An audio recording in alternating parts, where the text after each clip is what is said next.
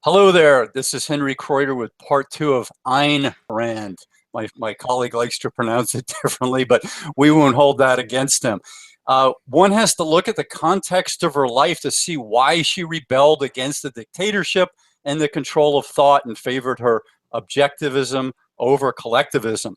In her youth, her dad owned a pharmacy and they had to escape, and her family went to Crimea where she finished high school.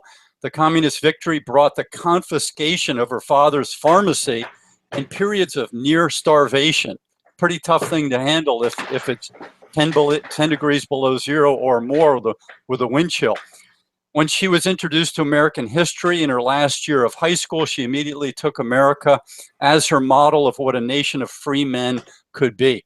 And so I'm wearing this straw hat in celebrating what was probably the what she slept on. Amazingly enough, when I grew up in the 60s, one time I had to help my dad move the bed. So I'd say I was 6 years old, 1968. I looked up under the bed because something was picking at me when I was trying to pull it away.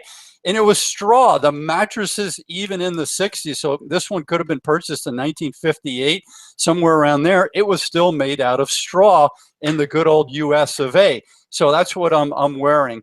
And we have her thoughts on self-preservation. So that's what I'm thinking. She left the horrible times in her former country, came to the United States with the individual's self-pursuit of the things they talk about in the Declaration of Independence, happiness, etc. And she had a powerful seek and ye shall find personality, and that did well for her over here in America. What would have done well for her if she stayed in her country is sell out to the communists and get in with them and toe the company line, so to speak, the political company, the party line. So I'll bring in Mr. C. Share with you, if you would, some of your thoughts on all of this. I don't disagree. Wow, that got loud all of a sudden. Hang on a second. Let me turn this down. There. Is that better? Yeah. That better. Sound better. I don't disagree with you that it's, you say Ayn Rand, I say Ayn, because AY, we'll not get into linguistics right now. That will save S.I. Hayakawa for another discussion. I know you've read him, so that should be interesting. I don't disagree with you about the formative years of her life and why she would want to be in the United States, even in the 1930s, 40s, and 50s. You have to remember the context of those years.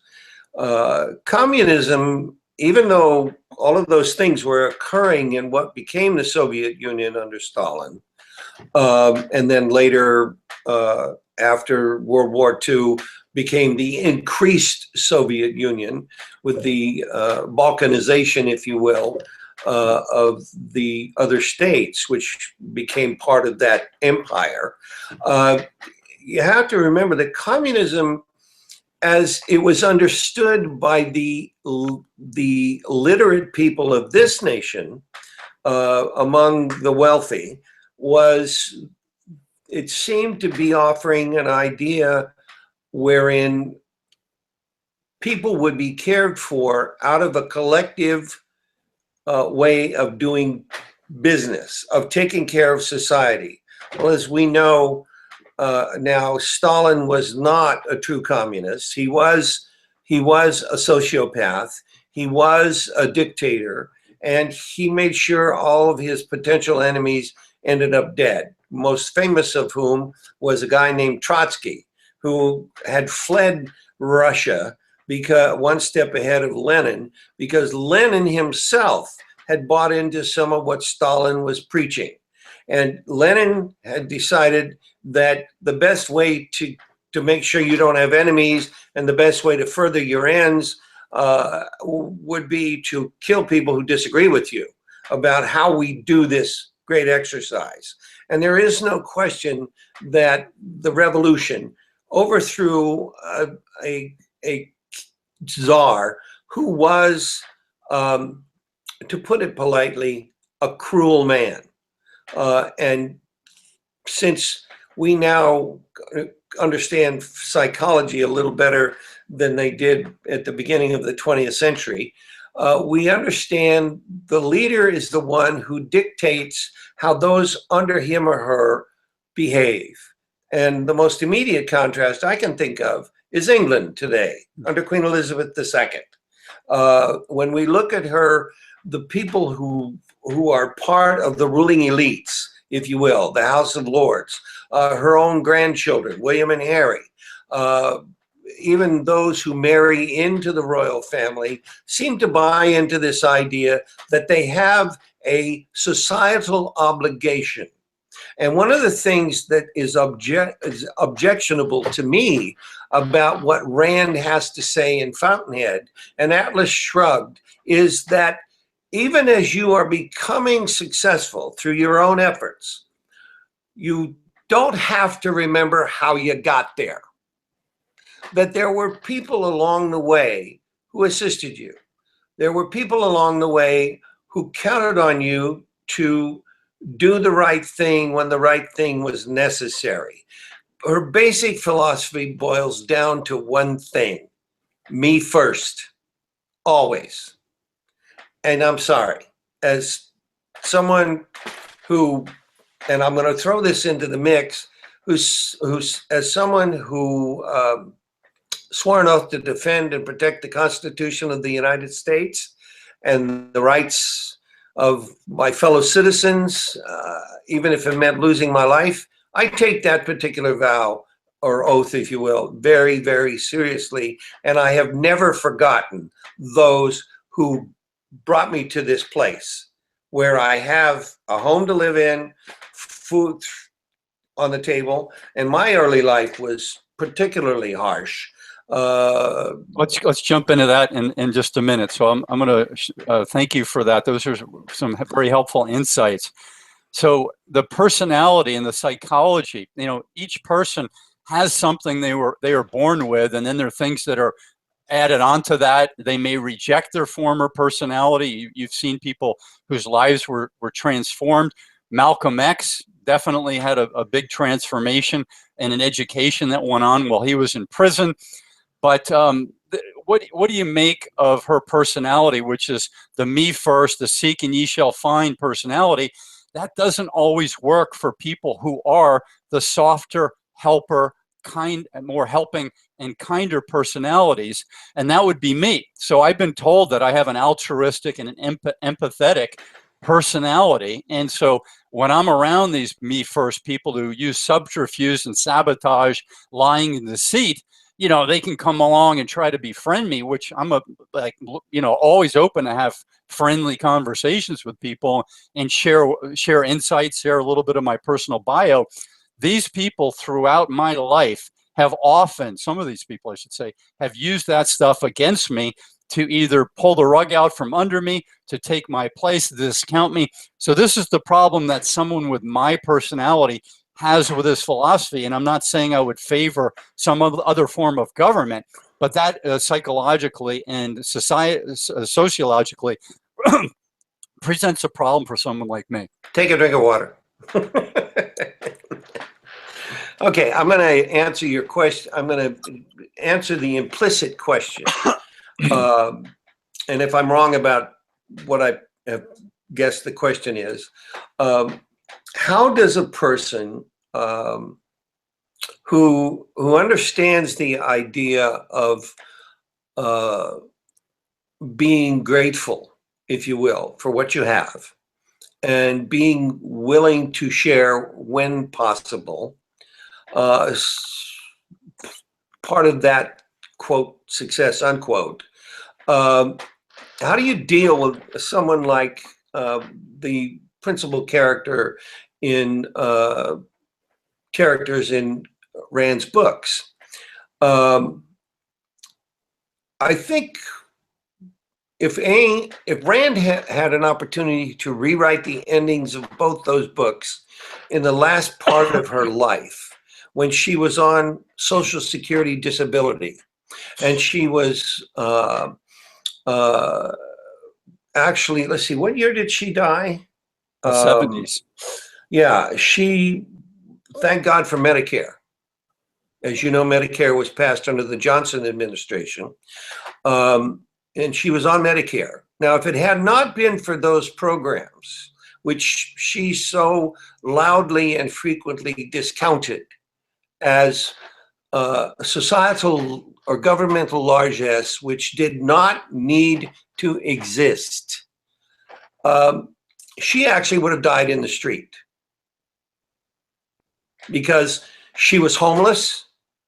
She didn't, by the time she got to the point where she was ill, she was no longer welcomed in the crowds in which she had been so used to traveling. The educated elite of this country, particularly in Hollywood and back east in New York. And so she was, for lack of a better word, she was pariah. So she found herself having to go with her hand out, and that's a metaphor, by the way, to the government for Social Security, disability, and Medicare, so she could be treated for her many physical ailments, most of which were a function of her being a smoker. She was she actually, I watched her a couple of times on television, and she actually would light a cigarette with a cigarette. And it's like, that's a serious smoker. And as an ex-smoker myself, who used to do the same thing, I understood it. Okay, and at that time I still smoked. And so if she had an opportunity to rewrite the endings of both of those famous books, and they are books worth reading. They are absolutely books worth reading. I think she might have rewritten them at the ending anyway, because I think by the time she was had reached the point where she had to put her hand out, metaphorically speaking again, for help from the government, she thanked God, if you will, or whoever she believed, whatever she believed in, that those programs existed and allowed her to live out the last years of her life in some degree of comfort. Now, I'm not saying she lived well, because obviously she didn't. Not like she did when she first went to Hollywood and then she married the man she married and she walked in the circles she walked in. I have had a chance over the course of my life to walk in some of those circles, and I don't think it's something I could have done on a long-term basis, but I appreciate those people for who they are and what they do and how they express their appreciation for the gifts they have been given, or in many instances earned. One of the most telling of those was the Begum Khan, of the famous Aga Khan, who married, well, she was the daughter-in-law of Aga Khan, who married Rita Hayworth. I didn't meet his son, but I had the chance to meet her. And you may or may not know this, but he is the head of the Ismaili sect of Islam, and is the source of the famous Hashashim back in the 8th and 9th century of the ancient Islamic Empire, who used to get stoned on hash and then go out and kill people. Well, the Ismailis are a historically generous sect of Islam, and he is the head of the world's largest charity. So they've acquired all this wealth. They've acquired all this wealth, and they could have said, screw you, world. We've got ours. Too bad, so sad for you. But they didn't. And the main theme of Rand's books is, I've got mine. Too bad, so sad. You don't have yours. I don't care. I'm going to chime in. So we've talked about some of the messages in these books, and Christopher Hitchens, who I think is at when he was alive. And by the way, Ayn Rand died in '82, in March of '82, in her New York City apartment. And I don't know what she was like in the last 10 years. You seem to have a better grip on that. But in the 1940s, when you were talking about smoking, you could say who didn't smoke in the 1940s. I mean, if you look at the World War II films, you look at the baseball players, everyone smoked. I mean, everyone's uncles at all the parties. If you went in a car of my people, parents smoked. Yeah, they were handing out cigarettes like they were handing out milk duds. I mean, it was not this whole health crisis. They weren't worried about it. They checking out early when you were working as hard as they did and dealing with what they did and probably feeling poisoned by all the things in the cigarettes. Checking out early was probably not a concern for them, and it eliminated a lot of this 10 and 20-year caretaking that we've seen in the last 30 years. No offense to those who are currently doing that and struggling with that. But Christopher Hitchens, whom I think is, when he was alive and still today, his thoughts are on YouTube and in his books, a world-class intellectual, the likes of which I have not heard a superior intellect to him. And I'm not saying I agree with everything he espouses, but in terms of putting sentences together in spoken and written word, it's hard to beat Christopher Hitchens. But he says, vis-a-vis Ayn Rand, I don't think there's a need to have essays advocating selfishness among human beings. I don't know what your impression has been, but some things require no further reinforcement. What are your thoughts on that, Mr. C? Oh, I agree with you about Christopher Hitchens. The only other writer, thinker that I can think of that would be his superior was Arthur C. Clarke, who used to send his books and essays to his publisher, and they never had to correct anything. And for someone who imagines himself a writer sometimes, I know how I have to be edited. It's that simple. You know, I don't write perfectly. And Arthur C. Clarke had multiple PhDs. He was a medical doctor. He was a physicist, all of these things. And he had much to say about those kinds of issues. In fact, he knew Hitchens. And I agree with Hitchens. We don't need someone to further define what selfishness is for human beings, because as you remarked when you were talking about how someone with your personality and your willingness to welcome people deals with people who are selfish. And it's really simple for me. My philosophy over the years of my life, and having been in foster homes and that sort of thing, you run into selfish people. That's just the nature of that particular beast. I can remember when I was in basic training, I was one of the first guys out of the chow hall. And you know why? Because when you're in a foster home, if you don't eat now, you don't eat. And sometimes you don't eat. It's that simple. So when we look at this sort of thing, that's why I said what I said about her. That, and by the way, she was in New York City. They have a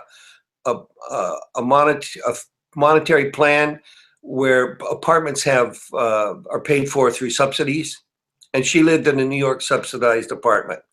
That's how she had that apartment for years, from back in the time when she was much more successful. And under the rules of those subsidizations, you can't be thrown out. You know, you just can't be. And well, when you're dead, obviously. You can be carried out, but not thrown out. She was carried out. Anyway, I agree with Hitchens. I absolutely agree with him that we don't need people to define for us how to be selfish, because humans, by their very nature, as Abraham Maslow said, there are basic needs. And our basic needs are always going to motivate us.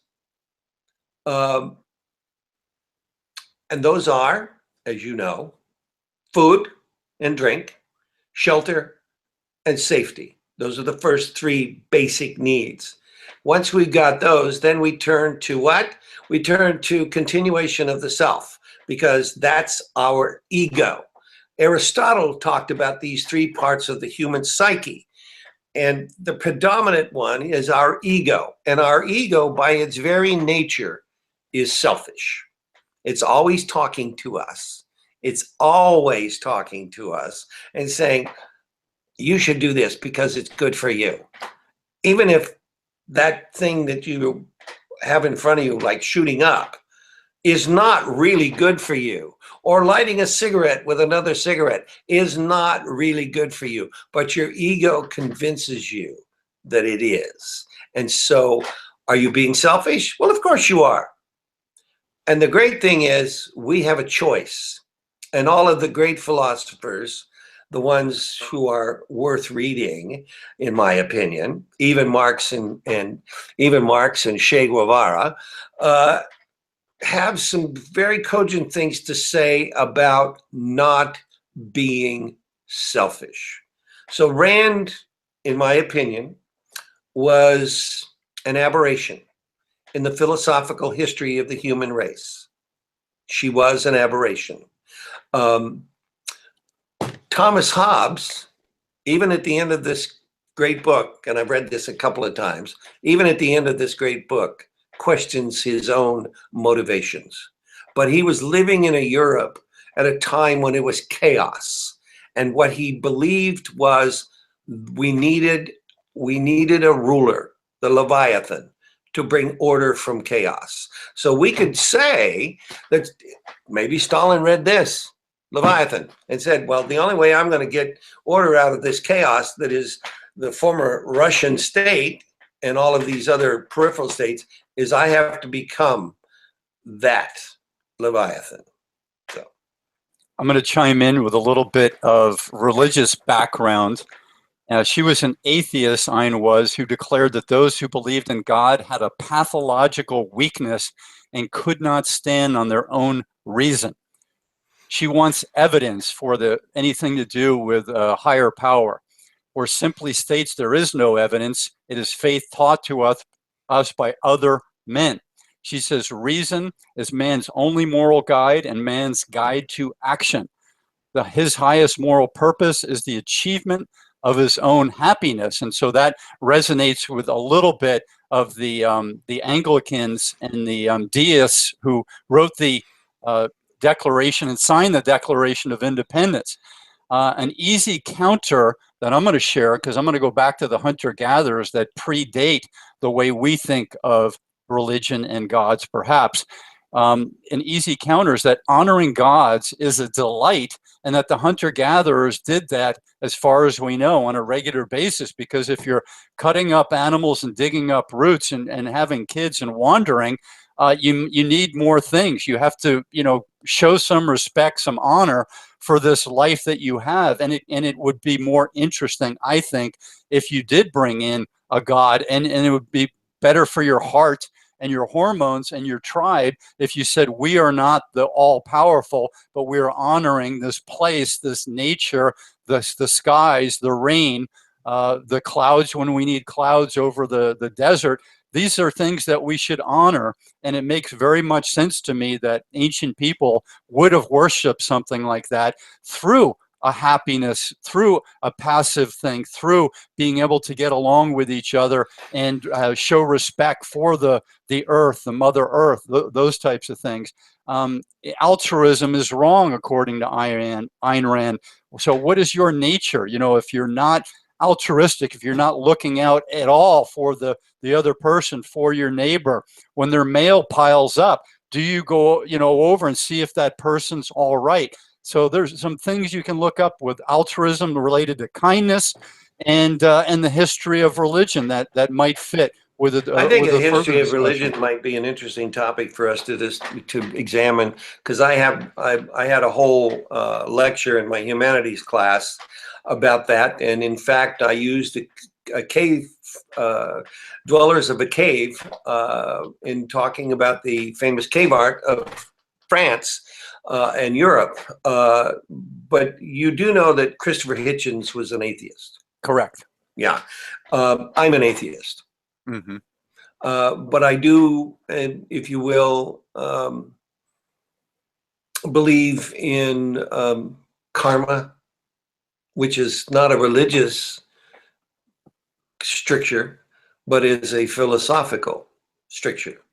I'm a great believer that what you put into life, you get out of it. And sometimes that wheel isn't perfectly round. It's got bumps in it. And as it goes over the road of life, those bumps are what cause some of the bad things that happen in your life. So you learn from all of these things. And it's really interesting to me that Rand, who actually left Russia with the help of many people. She didn't, they didn't leave because they just picked up and left one day. They left there because somebody helped them do that. And if we take her objective philosophy to its nth degree, she owes those people nothing. And you and I know, Henry, because you and I think much alike. Yes, she did. She owed them a lot. And out of that gratitude, if one of them had come to her and said, I need your help, well, the objectivist in her would have said, too bad, so sad, you're on your own. But the caring person, the person who has, and I'll use this word advisedly, love in their heart, and love is, as what's his name, Leo Baskaya said, love is the one thing we have an inexhaustible supply of. No matter how much of it we give away, we'll never run out of it. And so, out of gratitude to all of those people who helped her and her family escape a Stalinist purge, if you will, the objective philosophy doesn't work. And it certainly does not recognize the debt of gratitude that she owed all of those people who allowed her to escape terror and come to the United States and have a successful life. And I'm really gonna have to go now because my attorney, I just heard the car pull up outside. Okay, so we will regroup next time. Are we doing Genghis Khan this weekend? Yeah, works for me. We can do Genghis Khan. Have you got the book yet? Tell me the book you want me to pick up. Genghis Khan and the Making of the Modern World. Okay. It's not very big. You could probably read it in a few hours. Wonderful. From the Renaissance, Mr. C in Sacramento. This is Henry Kreuter in Oahu, wishing you all an intrigue with the books and the conversations that you have. Shalom, aloha, right on, power to the people. Ciao. Arrivederci.